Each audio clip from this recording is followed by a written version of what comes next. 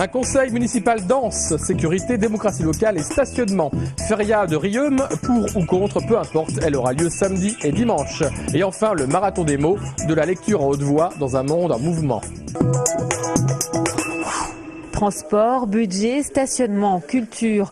De nombreux thèmes ont été abordés et notamment la démocratie locale, grand cheval de bataille de la majorité actuelle dont on faisait le bilan annuel. Il y a des crèches en construction qui vont être livrées, il y a des maisons de quartier en construction qui vont être livrées, il y a des écoles qui sont reconstruites, il y a des city-stades. Aujourd'hui, ce qu'on va faire, c'est discuter avec les Toulousains pour savoir comment on va les utiliser. Une fois les discussions passées, malheureusement, les chantiers ne s'ouvrent pas. Et donc, nous avons à nouveau interpellé la municipalité pour lui dire, écoutez, ça ne suffit pas de discuter des projets, il faut les réaliser. Autre sujet de discorde, la sécurité et plus particulièrement la vidéosurveillance. Il y a un an, jour pour jour, c'était le fameux grand débat sur la vidéoprotection qui avait fait naître pas mal d'espoir. Et puis, j'ai voulu aujourd'hui faire un constat, c'est que aucune caméra n'a été installée depuis un an. La vidéosurveillance était parfois une solution, mais d'autres fois pas du tout une solution. Et aujourd'hui, au cas par cas, après des diagnostics de territoire, mais on met en place les solutions les mieux adaptées en tenant compte, là encore, du bon sens que les Toulousains amènent dans les débats. À l'occasion de ce conseil, la mairie a annoncé 2 arrêtés sur la consommation et la vente d'alcool nocturne. C'est désormais tout l'hypercentre qui est concerné par l'interdiction de consommation d'alcool sur la voie publique à partir du 15 août prochain. Vente record pour Airbus cette année au Bourget. C'est avec 667 engagements d'achat d'appareils que la compagnie décroche 72 milliards de dollars de commandes. Mais la star incontestée du salon reste bien l'A320 Neo, avec lequel Airbus réalise le plus important contrat en volume jamais signé dans l'aéronautique civile. S'élevant à 18,5 milliards de dollars pour la commande ferme de 200 avions par la compagnie Air Asia. La région Midi-Pyrénées est donc tout sourire. Les taureaux reviennent dans l'arène de Riom ce week-end. Pour cette 13e édition, le Pays Basque est à l'honneur. Si samedi matin un tournoi de beach rugby est organisé, l'événement du week-end reste bien sûr les noviadas de dimanche. Il y a une grande première cette année, c'est la présence d'une novière, c'est-à-dire une femme qui torée, qui s'appelle Conchi Rios, et qui est espagnole, de Murcia. Dans toutes les arènes, elle prend des oreilles, et elle domine la plupart du temps ses compagnons masculins. Mais comme chaque année, la venue des corridas de novios à Riom crée la polémique.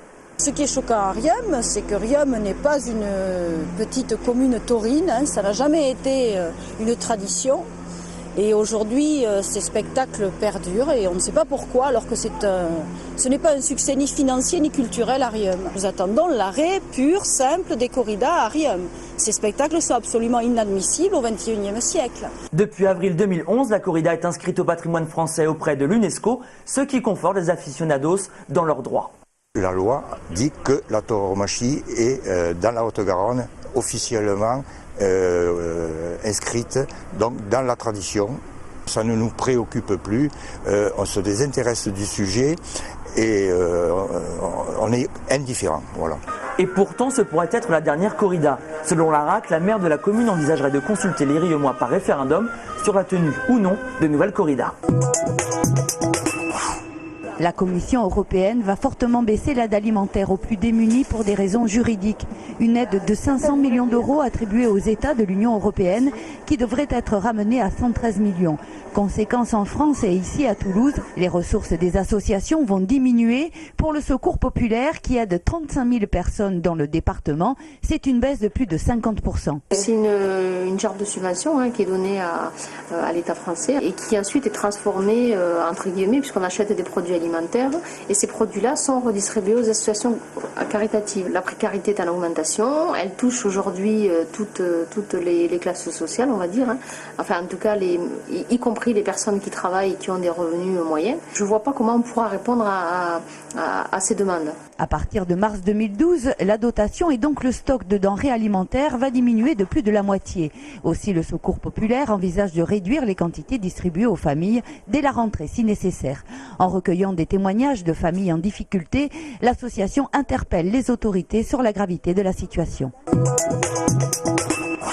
Au pied du théâtre des Augustins, le granit qui habillera la rue Alsace-Lorraine en plein chantier ne sera pas gris et tarné, mais bel et bien noir et en provenance de Chine. Un choix vivement critiqué dans le Tarn où l'on accuse la ville rose de ne pas avoir joué la solidarité locale. Les ouvriers du Cidobre ont besoin de travail eux aussi. Il y a à peu près 1500 emplois directs et indirects dans cette filière dans le sud du Tarn, qui représentent 50% de la production nationale de granit.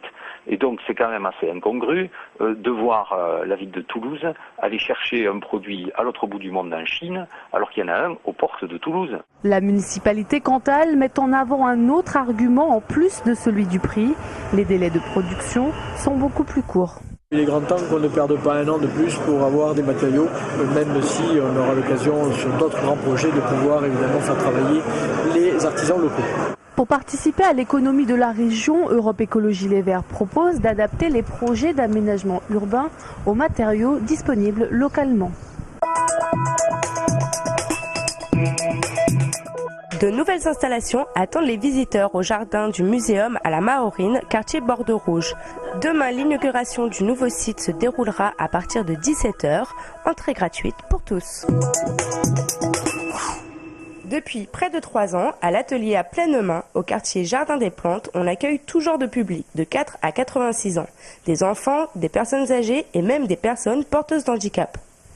On est tous ensemble, personnes âgées, handicapées, les enfants, on est tous ensemble. Un lieu convivial où l'on s'exprime grâce à l'art plastique sous toutes ses formes.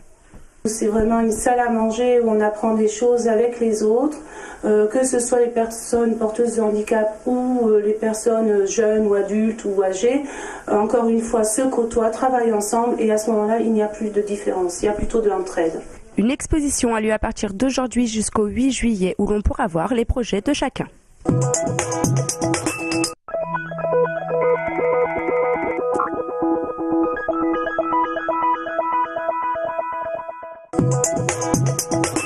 Le marathon des mots jusqu'au dimanche 26 juin, de nombreux artistes vont se relayer pour être des passeurs de textes, de fiction, de poésie ou encore d'essais.